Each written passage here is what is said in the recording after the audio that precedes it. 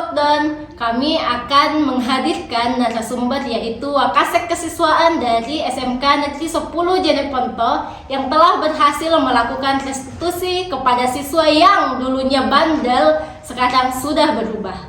Baiklah, kita saksikan bagaimana proses yang dilakukan oleh Wakasek Kesiswaan SMK Negeri 10 Jeneponto. Selamat menyaksikan. Selamat datang di podcast Lockdown. Buka gemboknya, ayo bercerita.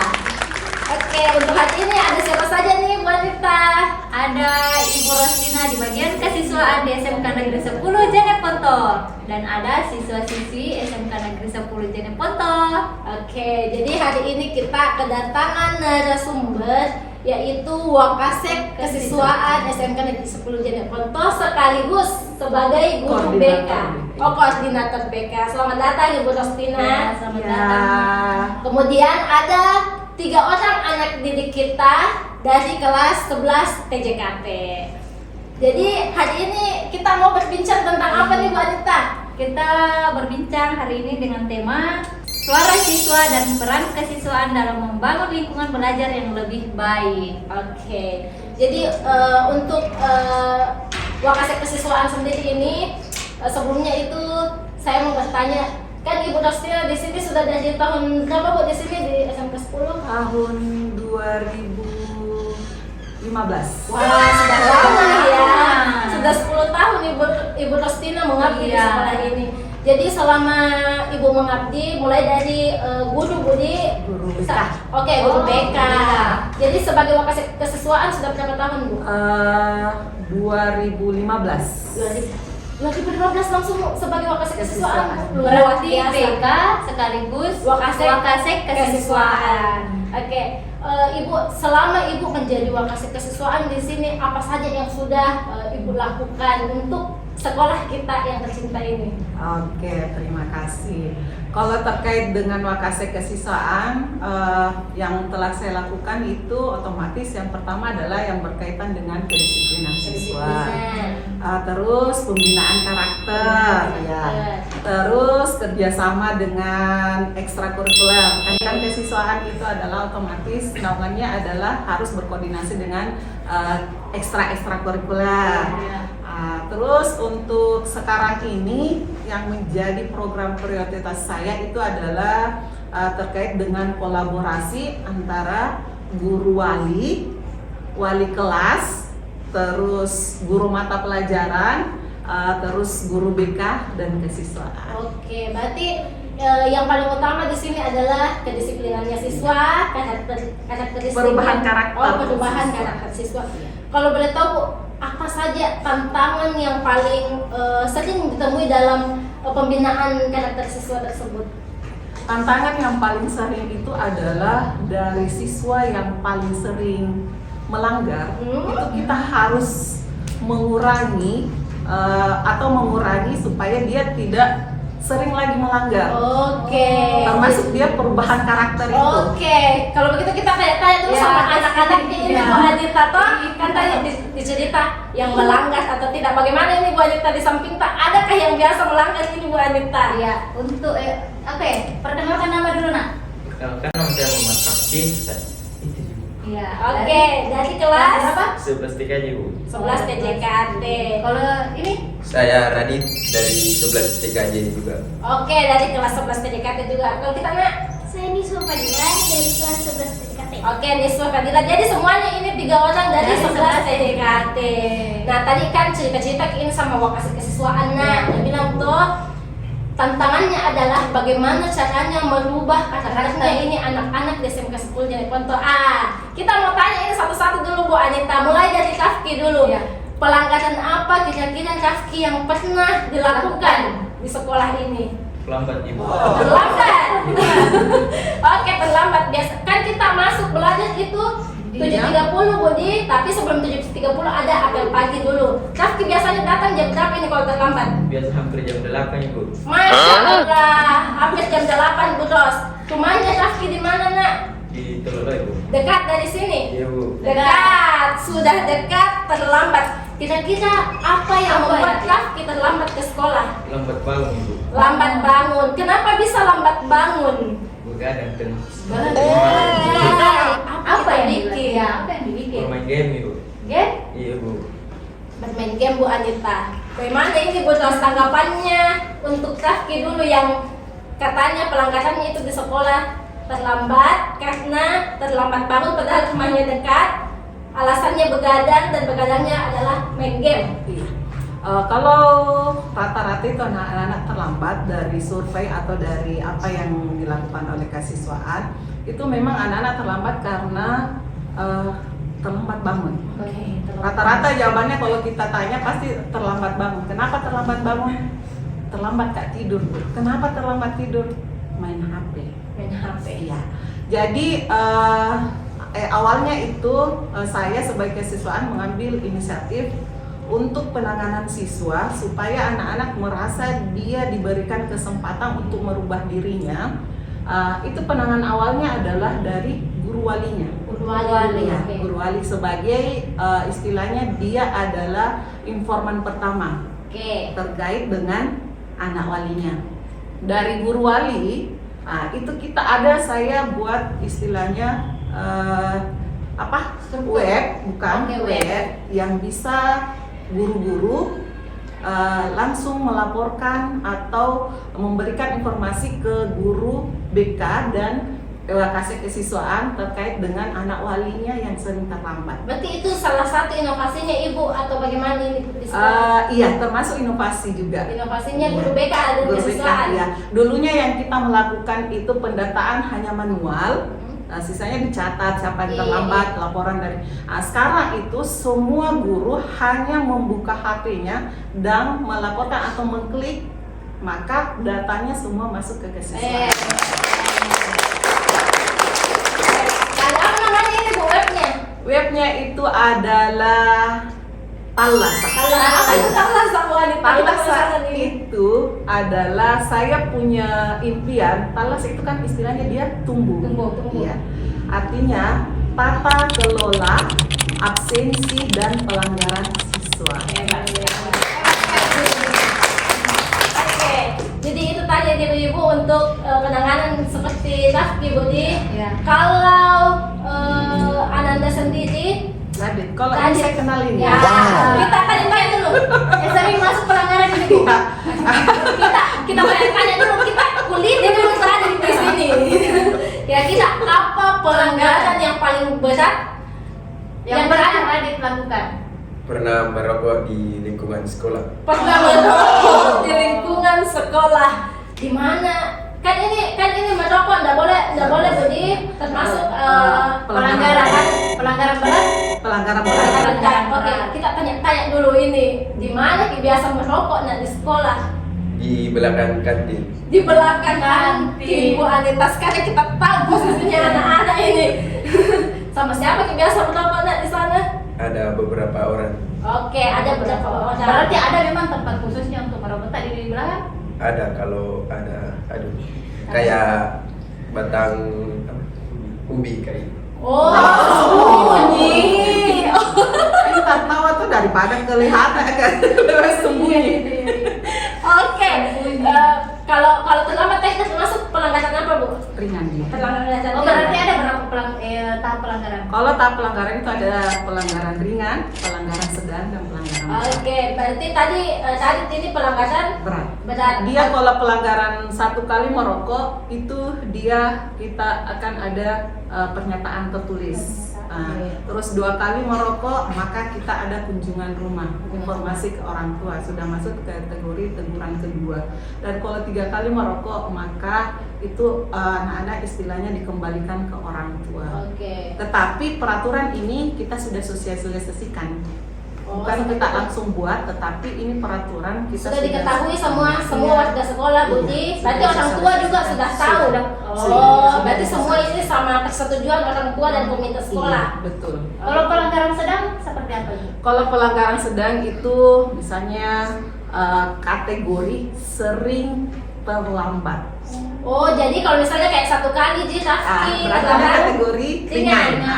Kalau seringnya itu termasuk misalnya adakah skalanya Bu? Misalnya 1 sampai 5 kali terlambat itu ringan atau 5 sampai 10 itu sering atau bagaimana? Ya, kalau misalnya begini, kan penanganan awal itu adalah guru walinya. Iya, Nah, iya. kalau guru wali sudah melakukan penanganan, mulai dari istilahnya teguran ataukah bujukan ataukah bagaimana istilahnya inisiatifnya guru wali agar anak-anaknya ini berubah. Tetapi pada saat guru wali bilang, Bu, ada laporan ke BK ataukah ke wali kelasnya, Ibu ini siapa contohnya Rafki. Ibu itu Rafki, saya sudah tegur Ki Bu, saya sudah bicara istilahnya dari hati ke hati. Guru walinya ini kalau boleh, tapi tetap jibu. Artinya mungkin sudah berulang.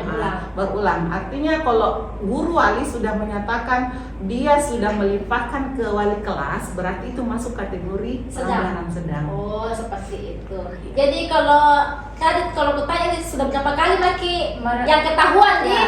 Kan kalau tidak ditahu artinya tidak ditindaklanjuti. Berapa kali Maki dapat teguran dari kesiswaan? 1 kali. Oh, 1 kali. Lalu tahu peringatan secara tertulis Budi.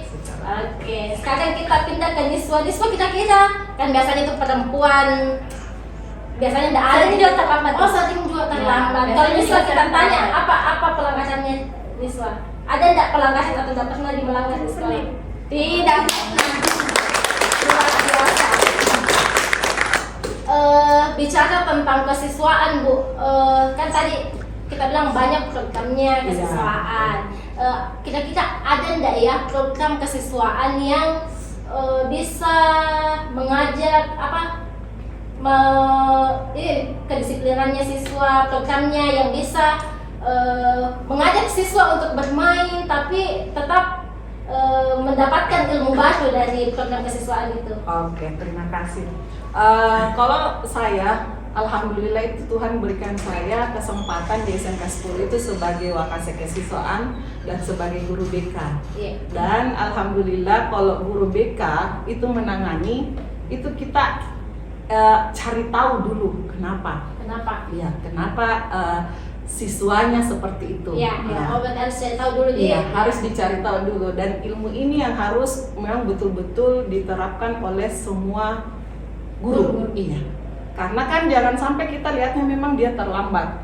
Kita ponis, kita langsung cut dia, oh anaknya mentor. Padahal kita tidak melihat latar belakangnya kenapa dia terlambat. Apalagi di lingkungan kita sekarang.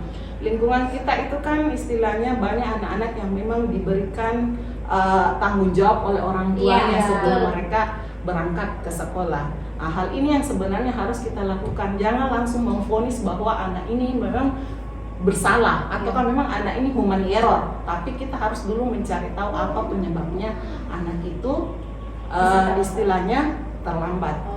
Seperti itu Budi. Setelah misalnya kita sudah tahu penyebabnya dia terlambat, kalau memang betul dari faktor human error anaknya yang istilahnya seperti itu karena main game atau apa, maka penanganan yang harus kita lakukan adalah berkolaborasi dengan orang tua. Seperti itu. Berarti harus dicari tahu dulu bagaimana anak ini, seperti apa anak ini di sekolah, apa penyebabnya. Oke, kalau aku tanya sama anak-anak, apa yang paling kalian suka lakukan di sekolah? Selain belajar di dalam kelas, ada enggak yang kalian suka lakukan di sekolah? Kalau Nadit dulu, Nadit. Ada ya itu bermain dengan teman-teman. Bermain apa? Takraw kah? Apakah? Takraw. Oh, suka main takraw. Kalau Rafki? Main game bersama teman. Main game sama teman. Masih main game. Sekolah main game, di rumah main game. Kalau Niswa, apa yang suka dilakukan di sekolah? Kayak ada guru itu bebas kita mau lakukan apa? Di situ saya sama temanku ibu kayak make up. Oh, kalau jam kosong dia make up. Oke. Kan ini satu suka main game, yang satu suka main takraw, yang satu suka make up. Kalau kita tanya nih kesiswaan Bu Anita, ada enggak ya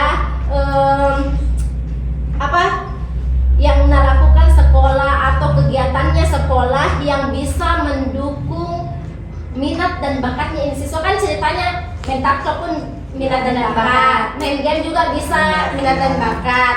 Makeup juga bisa minat dan bakat. Ada ndak ya kegiatannya kesiswaan yang bisa mengakomodir minat dan bakat siswa? Oke. Kalau kegiatannya kesiswaan otomatis adalah karena kan itu juga tanggung jawabnya kesiswaan terkait dengan bakat dan minatnya siswa. Otomatis kesiswaan akan bekerja sama dengan ekstrakurikuler. Contoh yang sudah dilakukan, Bu. Iya. Contoh yang kita lakukan itu adalah kita mengadakan kegiatan yang namanya kompresi. Kompresi. Apa itu kompresi? Kompetisi literasi. Kompetisi literasi. Kompetisi literasi ini kita lebih mengarah ke sisi akademiknya siswa. Oke. Iya, sisi akademiknya siswa. Tapi ada juga kegiatan yang misalnya porseni. Oh, perseni. Oke. Porseni ini kan mengarah kepada misalnya bakatnya dia seperti takraw. Ya, games. Kita juga pernah mengadakan games online. Iya. Di kegiatan porseni. Porseni. Jadi istilahnya apapun bakatnya siswa itu kita berusaha untuk mengakomodir semua bakat dan minatnya siswa.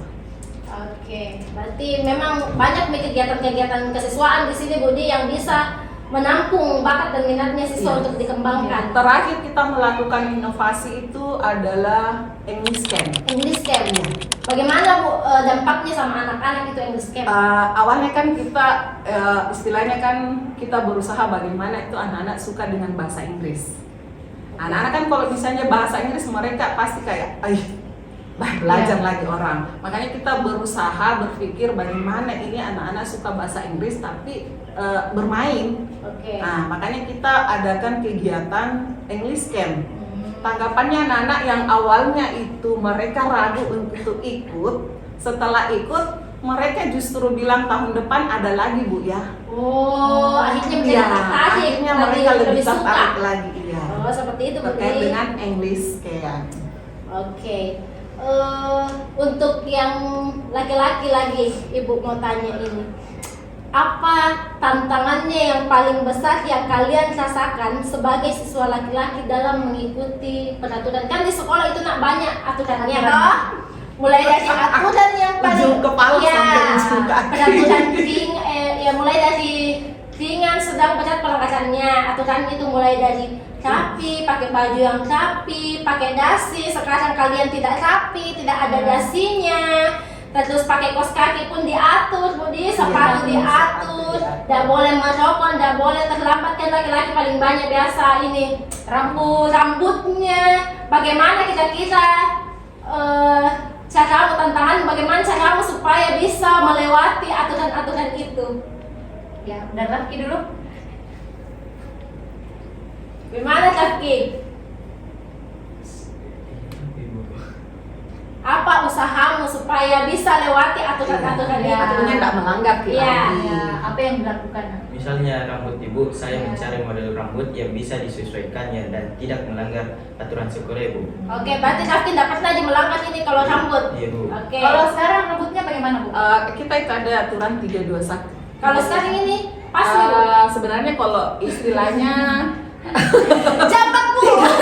321 itu kan otomatis kalau istilahnya kalau saya sebagai kesiswaan itu kalau saya sudah kasih begini nah melewati di tanganku itu sebenarnya sudah Tadi Berarti siap-siap. bisa dipangkas. Oke. masih harus. Masih harus. Ada enggak kalau misalnya kaki bajunya sering juga, Budi? Ya, sering disebut, sekali keluar. sering sekali. Ini sekarang, Bu, udah pakai dasi. Iya. Juga melanggar. Berarti ini pelanggaran ringan. Pelanggaran ringan. Oke. Kalau Niswa ikut organisasi di sekolah nggak? Ikut Ibu, paski. Paski. Paski-Braka. Oke. Bagaimana pengalamanmu selama ikut organisasi Paski? Ada senangnya Bu, ada juga capeknya Bu. Ada senangnya, ada capeknya. Apa senangnya? Saat kayak momen gitu pergi liburan Ibu, kayak pergi berenang, bakar-bakar ayam gitu. Oh, di situ senangnya. Sebenarnya karena bisa healing. Iya. Atas nama Paski pilih. Bilang untuk healing. Oke, kalau apalagi nih Bu Anita yang mau kita tanyakan, serta ada Bu Anita yang mau ditanyakan lagi sama kesiswaan atau sama siswa-siswanya? Oke, untuk bagian kesiswaan, tantangan terbesar apa yang Ibu hadapi dalam membangun karakter siswa? Tantangan terbesarnya itu terkait dengan karakter, karena kita tahu merubah karakter itu bukan satu hal yang mudah. Yang paling harus kita lakukan itu adalah menumbuhkan kesadarannya siswa. Iya, betul. Artinya dia memang dari dalam dalam hatinya, hati. bukan dari faktor Paksaan. paksaan. Artinya kalau dia paksaan berarti masih ada kemungkinan besar dia akan melakukan pelanggaran. Oke. Tetapi kalau dia menyadari bahwa apa yang dia lakukan itu adalah sesuatu yang salah dan betul-betul dari dalam dirinya, maka walaupun kita tidak kontrol, dia pasti dia akan melakukan hal itu. Yang paling berat itu adalah menumbuhkan kesadaran siswa terkait dengan kesalahan-kesalahan. Nah, dengan gitu anak-anak ini, Ya. jadi yang mau kita lakukan itu harus kita sadar dari dalam diri kita sendiri. Dan Bukan bisa dari paksaan. Ya, dan bukan dari paksaan. Jadi kalau begitu, ibu mau tanya, kalian punya cita-cita atau tidak? Punya. Punya. Niswa apa Cita-citanya apa? cita-citanya? Ya, Niswa dulu cita-citanya apa? Poluan ibu. Polwan. Kalau Rafki, Di situ. polisi. Tadi Taruna. Oke, jadi ini ketiga anak-anak kita ini mempunyai semua cita-cita. Nah, tadi seperti yang dikatakan Ibu, nah, yang apalagi yang sering melanggar itu, kita di sekolah ini Budi cuma membantu, tapi kalau misalnya tidak ada kesadaran dari dalam diri kita sendiri untuk berubah, itu yang susah. Apalagi kalau kita punya cita-cita ya Bu. Ya. Begitu. Kalau untuk anak-anakku ini, apa harapan tak untuk sekolah?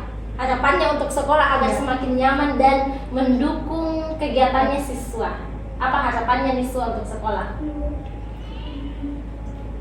Fasilitas belajarnya makin ditingkatkan ibu. Oke, fasilitas belajar yang semakin ditingkatkan. Kalau Tafki, Saya kebersihan sih Bu. kebersihan. Oke, kalau tadi lebih banyak jam istirahat. lebih banyak. Jangan sampai banyak jam istirahat, banyak juga tempat untuk merokok. Ini yang mau ditahu nih. Oke, untuk yang terakhir Bu, pesannya satu kata yang menggambarkan perasaannya tentang sekolah kita. Mulai dari siapa nih? Kesiswaan dulu. Kesiswaan, satu katanya Ibu Tos untuk sekolah kita. Tumbuh menggembirakan. Tumbuh menggembirakan. Kalau Tafki, Tetap semangat untuk belajar. oke. Tetap semangat untuk belajar. Untuk meraih cita-cita. Oke, kalau tadi Jangan menyerah. jangan menyerah. Niswa sendiri. Semangat terus kita belajar supaya Semangat. bisa digapai cita-cita. Oke, semangat terus kita belajar supaya bisa digapai cita-citanya. Oke, jadi itu tadi Budi, Ya, kita bincang-bincang santai dengan anak-anak kita, dengan Wakasek Kesiswaan sekaligus guru BK di SMK Negeri 10 Jeneponto. Iya. Oke, sampai ketemu lagi di episode selanjutnya. Jadi kita punya tagline Bu. Lockdown bukan umurnya, ayo bercerita. Ayo bercerita. Sampai ketemu lagi di Podcast selanjutnya. podcast Lockdown, bukan umurnya, ayo bercerita. Terima kasih, sama-sama.